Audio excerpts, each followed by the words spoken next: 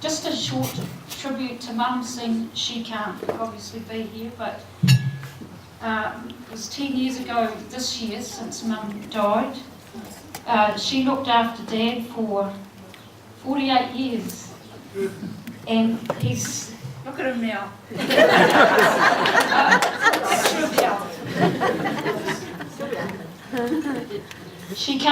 Mum came from a small town upbringing, and she came to Gordonton full of riddles. If she wanted someone to talk to, it was bound to be a riddle or a riddle relative. When she married Dad, she went onto the farm. She hadn't had much experience of animals, and she wasn't that keen on animals, but she adapted to farm life. She supported Dad in his church eldership. She would enjoy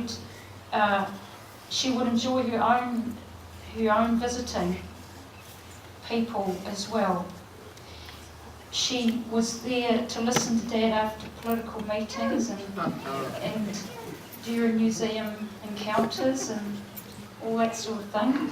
She supported him with music, and sometimes I even heard her singing to Dad, as he played the piano. Mum was never one for flashy things. She never demanded anything, and she was very self-sacrificing. She loved the garden and had ever-extending boundary to cope with trees and shrubs that she liked. As far as veggies and things to eat, there was always silver beet in the garden at various stages of development, and then there were the peach trees, and then there were the chooks. Well, if they weren't laying eggs and Mum knew which one it was, she'd be plucking it for chicken soup. I'm not sure who killed them. I don't think she did it. Mum loved a good party. When she put on a birthday party for us, she would make all sorts of nice things, and then she would sort of think quietly to herself, because she would never boast, that you couldn't go out for a meal for a price of what it cost for this. Well, Mum isn't here to put on this party, and because Dad used to spend a lot of time here at Woodlands as a child with Auntie Reen and Uncle Don, it was very appropriate to have this 90th here. And not many people have a 90th. A lot of people come here for a wedding. Some people have 2 weddings. Some people have more than 2 weddings. But not everyone has a 90th, so thank you for coming. So I don't know if you've all been for a tour into the house, but as you go up the stairs and you turn immediately left, there's a room there. Now that room used to be called the ghost room, because it was known that people had gone in that room and had not come out through that door. So if you want, it's now open for viewing, so if you dare, you can have a look. You can go in and we'll see you again. But anyway, I think that Dad has helped embellish the story to tourists and visitors every time that they came and told them about the ghost room. Dad loved to lead the tour parties around, and in fact, recently I met somebody who said, whenever I was coming to Woodlands, I said, no, we have to have Lex to show us around. So that was good, because Dad was the authority on Woodlands. And Clarice, I think as well, you probably are also pretty good authority on the parties and the hijinks and the games that people used to play here. So that's fabulous. Now, we put the flagpole up. I'm not sure who put the flagpole up, but we did. Auntie Reen was quite ingenious, because her husband was in a wheelchair for a lot of his years. So to mow the big lawn, they got a lawnmower that could move by itself, and then they tied a string onto one handle of it and tied the other string to a peg in the middle of the lawn, and then it would just go round and round and round. And as the rope got wound round the peg, it would go in. And so then, after a while, the lawn's done. Easy. So that was quite tricky. I don't know if Google cars are going to get that smart, but anyway. All right. Now, Mary wants to speak again, because she's the eldest, and eldest do that. Even Dad's silent today. Well, this is the only time this eldest has done this, really. This is more, now we're talking about the guest of honour here. So, thinking about this subject, I thought Dad is a model. He's a model rather than a speech. He models his faith in a quiet way. A lot of people don't have they can copy. Dad, however, has showed us God by his actions in many ways. His compassion, his kindness and his patience and provision, and his faithfulness. I personally very much appreciate that he never walked down on us when things were difficult. Because another thing that I appreciate about Dad, it says in the Bible that God saw his creation and said it was good. Well, Dad has a real appreciation of nature, often on the farm or driving or walking or looking out a window. Dad will notice a bird or a flower or a tree or a cloud formation. He would wonder out loud often how people could not see a creator behind such beauty and complexity. They are especially meaningful to him as they remind him of the Creator. And his stories, well, we know he has a lot. When Dad was struggling to accept his new mother after his own mother remarried, his dad gave him some advice. He said, just tell her a few stories. Well, even before this young age, Dad had communicated a lot through stories. Stories of the farm and family, of funny things, little things, and the things that people did. They reflect the good times and the hard times. And another thing is his humour. Dad often makes jokes, and they're sort of like behind your back jokes. You sort of go on to the next topic, and all of a sudden you realise that thing he said was funny, and it sort of comes on you. And another thing, his passion for history. Dad has a special passion for family history. He's hosted several family reunions, and I think that for me it's given me a sense of identity and belonging, knowing the history of the family where you sort of fit in, and a lot of people haven't had that advantage either nowadays. So Dad has not just believed the things about God, but he's modelled them too. He appreciates nature and has strong relationship ties through storytelling and his passion for family. God has allowed us to have him for 90 years now. So Dad, we thank you for your protection for us as a family, for your example of kindness and compassion, and for providing for us, and for a secure, stable home life, never leaving us. And perhaps I'd just close with one comment from a wise book in the Bible. There was just a little phrase that I thought was something nice to wish people. The phrase is Philippians 4:23, the grace of the Lord Jesus Christ be with your spirit. Thank you. Yeah. See, Dad's so used to telling stories, he's just switched off now that we're telling stories because we're getting our own back now. But Dad's got lots of stories to tell, and we've got so many stories from the farm. But I think that Dad's own hijinks that he used to get up to is the reason why, whenever anything went wrong on the farm, Dad just laughed it off and just went, oh well, here we go again. I didn't ever see Dad get angry about stuff. Well, I'm losing everything at the moment.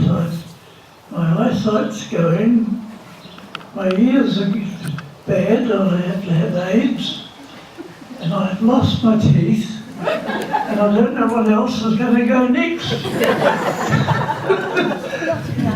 But anyway, that's all acceptable, and my family make it easy for me to go on living and to be cheerful. One of the things which I remember most about life was on the farm. We had 140 acres on both sides of the road, main road, and I was getting some roofing put on a new house that we had, a new brick house, and the fellow was on the roof arranging the iron, and then the dog tax man came, and to give the dog a pill, and he came racing up the hill in the car and chucked this pill at the dog because it was wrapped in meat, and the dog caught it on full pull. And then hardly had he crunched it, and there was a terrific bang, and it was an earthquake, what do you call it? A tornado arriving. And I yelled to the builder to get off the roof quick, and he did. The dog got such a fright it went under the house, and I didn't know where to go. But anyway, it came, and I looked across to where my man's house was, and here the garage and workshop was about 50 feet up in the air, sailing like a ship or an aeroplane, and was about 50 feet high. And then it went into a pine tree, and it all broke up in bits, and I lost all my tools. It went down to the worker's house at the time. The lady had two little toddlers. She saw it coming across the paddocks. She rushed, grabbed her children and ran to the toilet and locked themselves in there.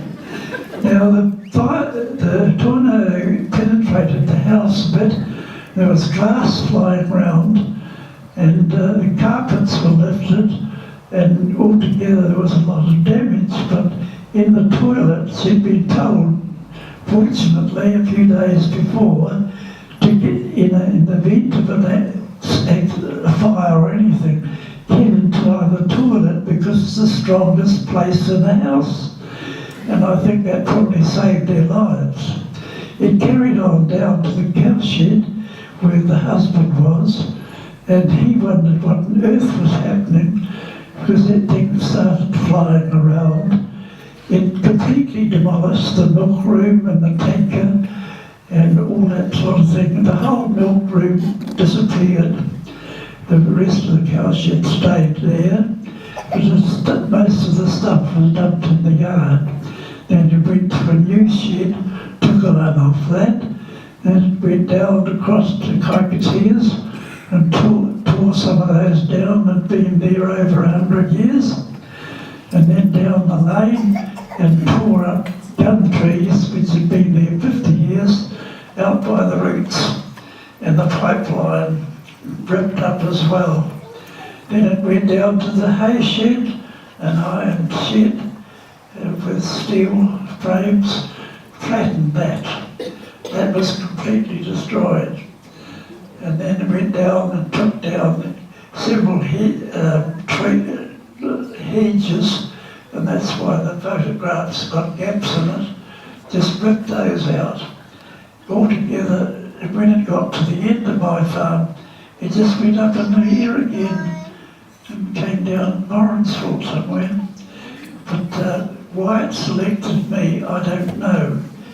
But it cost me an awful lot of money, but I couldn't help but see the funny side to it because of the things that happened. That was the big excitement in my life. Was rebuilding things again. Fortunately, the cows were out at the time for winter, and the finance lending companies very kindly lent me money to rebuild all the damage. Now, I think that I owe a great deal to my wife Joy, who brought up the children the way she did, and I'm very proud of them all, the whole 5 of them. Each has something to give and something to show that is good, and that we're all together still.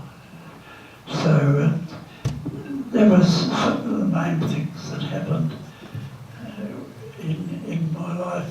I won't keep you any longer with that, but a lot is owed to Joy because she put up with a lot. When I started, I first met her, I went to what we call a Bible class conference.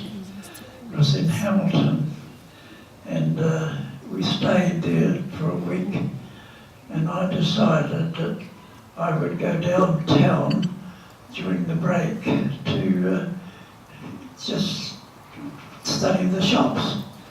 And when I got onto the bridge here at the other side, there was somebody else getting on the bridge at the other end, Victoria Street edge, and it was a girl. And I thought, oh my gosh, what am I going to say when I meet her in the middle? And because I was very, very shy about girls. Anyway, so we did meet in the middle, and I had to greet her, of course, and we leaned over the rail in the middle of the railway bridge, talking. It must have been for nearly an hour. That's how it started. So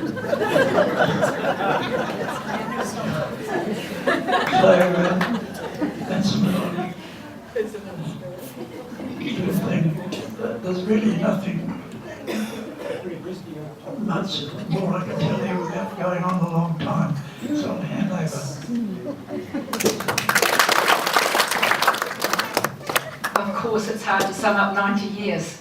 So, but yes, Lex's brother Arthur would also like to say something. So, Arthur, if you want to come up, that would be great.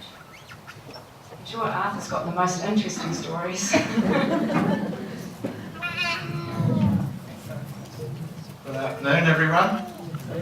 I'm one of Lex's little brothers, and I owe him a terrific lot because probably most of you know or don't know that our dad died very young, when he was very young, and Lex and I and the girls and Mum, who did a terrific job, but Lex particularly did a terrific job because he was only about 15 and 300 acres of farm, and we had a manager at that stage who was keeping an eye on things for Mother, but Lex basically did a tremendous amount of work. And then the moment that I was old enough to leave school in 48, I left school and Lex said, well, we're going to build a cow shed. And the farm had been, during Dad's illness, the dairy cows we got rid of, and we grazed sheep and used to have a lot of grazing. And anyway,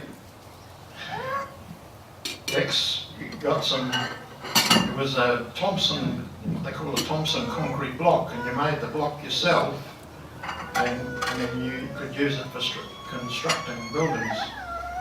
Well, Lex and I helped, and we had some help from neighbours, made all these blocks, and then eventually we were ready to build the shed, and Lex, it was at this stage, was probably only early 20s, and laid all these blocks, and eventually we ended up with a cow shed.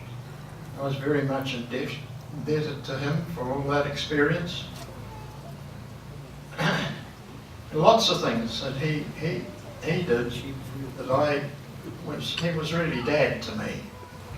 He used to shear the sheep. Some of the sheep, we used to get a shearer in for the main shear, but the odd sheep that had to be shorn, Lex would do it. A certain amount of crutching and things. I never really took to the sheep, but I tried to shear one day and it took about 20 minutes, so I gave up after that. Anyway. Built a haystack. Yes, that's right.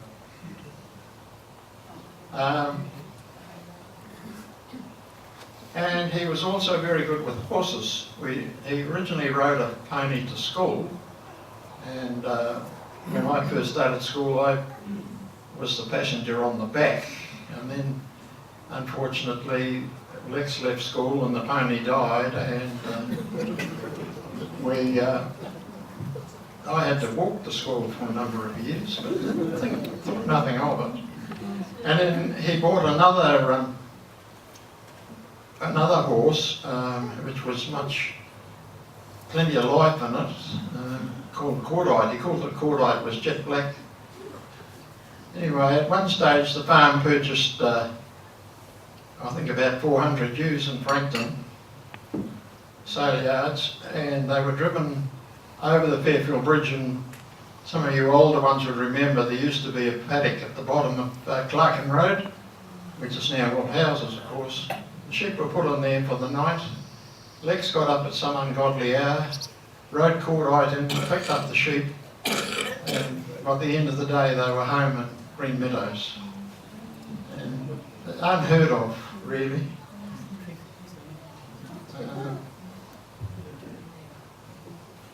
Lex really spent a terrific amount of time off the farm, involved with the National Party. He was secretary to Doug Carter for many years, and he had him on the run. And also heavily involved with the church, used to do some lay preaching. And then and the cemetery, in the early days the cemetery was being let go, was a real mess, and Gordonton called a committee together, and they called it the Beautifying Society. That was to start cleaning up the cemetery. Lex was very heavily involved in that. Later on, when Woodlands was taken over by Woodlands Trust, which runs it today, Lex took it upon himself to strip the staircase.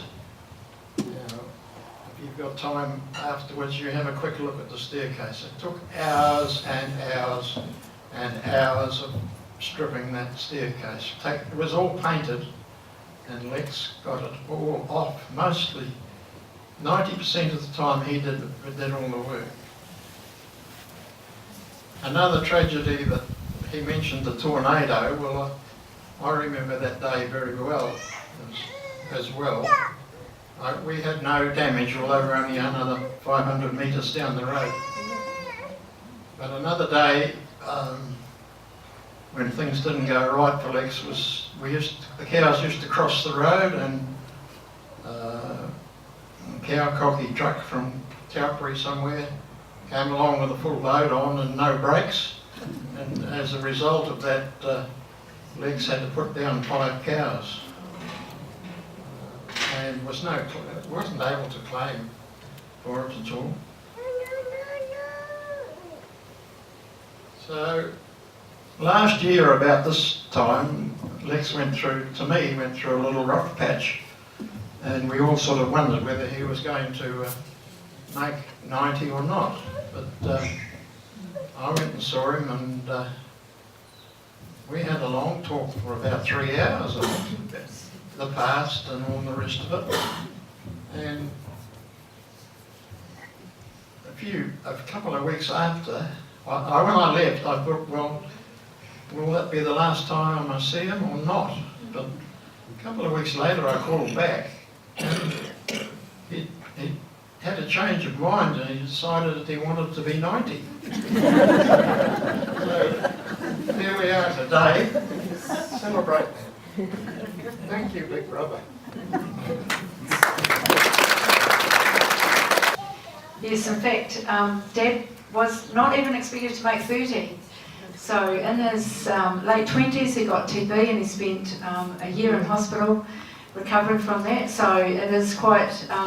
so obviously when Dad decides he's going to keep going, he's going to keep going. So if he decides on 100th, we'll see you in 10 years.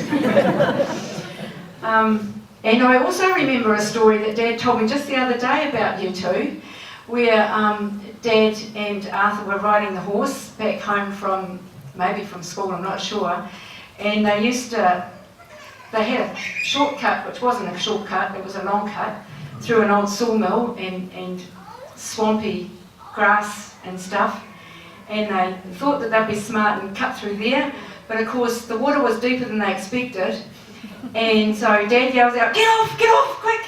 So they both had to jump off, but of course fell in this horrible, sawdusty, swampy, smelly water, and then I think probably had a lot of explaining to do when they got home to Mum and said, look what's happened to us today. But anyway, that's, as I say, we've got lots and lots of stories, and Dad would go on for hours if you have the time to listen. Scylla was going... It makes me feel these things. He suffered, he died, he gave you strength to face the world. He made your life so perfect. When he said he'd be your Lord, am I seeing right, or am I dreaming?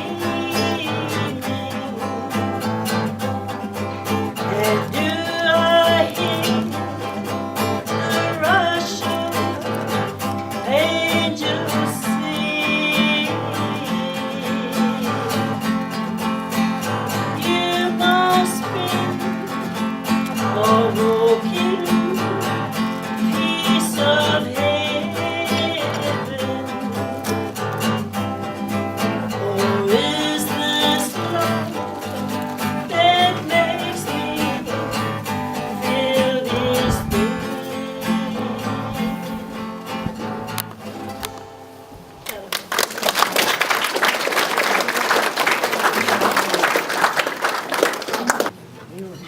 Shall I sing it in Māori first?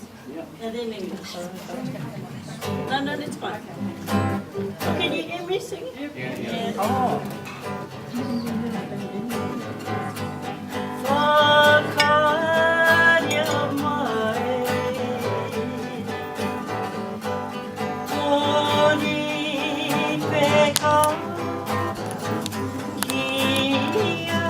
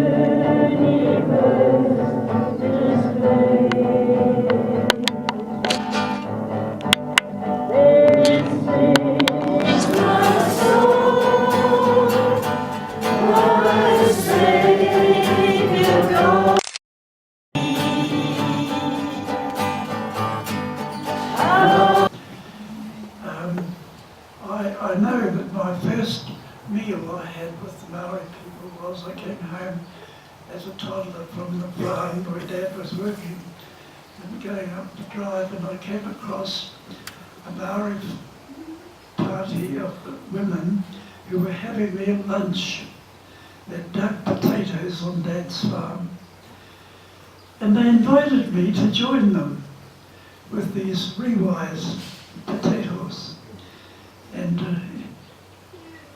we sat down and we had eel, all cooked, sliced up, out in the paddock. It was good. Until Dad came along and saw what I was doing. He said, "Come out of that!" And that was the end of that. My taste of eels. And the eels in the Kanaka Creek were very prevalent in those days. It's not like it is now. It's just a dirty, horrible stream.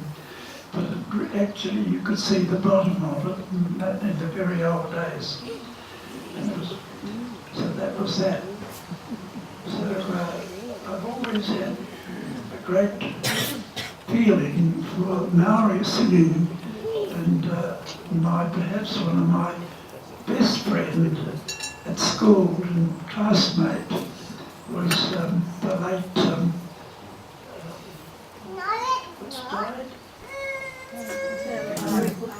Harry Pookie, yes, Harry Pookie. And Mary Pookie has become quite a famous Maori, but he's died a few years ago, and his son has taken over and making quite a contribution to Maori history and Maori law. So that's all I'm going to say now. All right, well, I think we should have a cake and sing happy birthday. So, Alison, can you get a knife or something? For the cake? And I think we should probably do that. Would you like to lead us in singing happy birthday to Lex? Yes. Are you going to stand up for that? Good on you.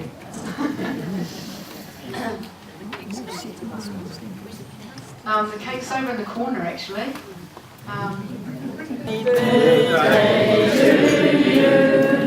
Happy birthday to you. Happy birthday, dear Lex. Happy birthday to you. Hooray! Hooray! Hooray!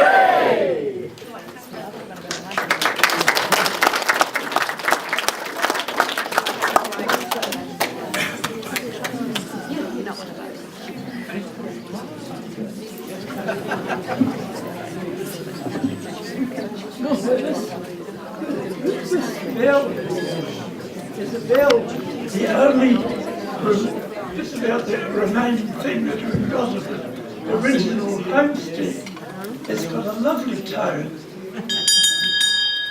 It was used in the days when there was ever so many more people here, and the homestead was much bigger, and it was a servant's bell to call them to lunch, and some of the workmen to dinner was this bell.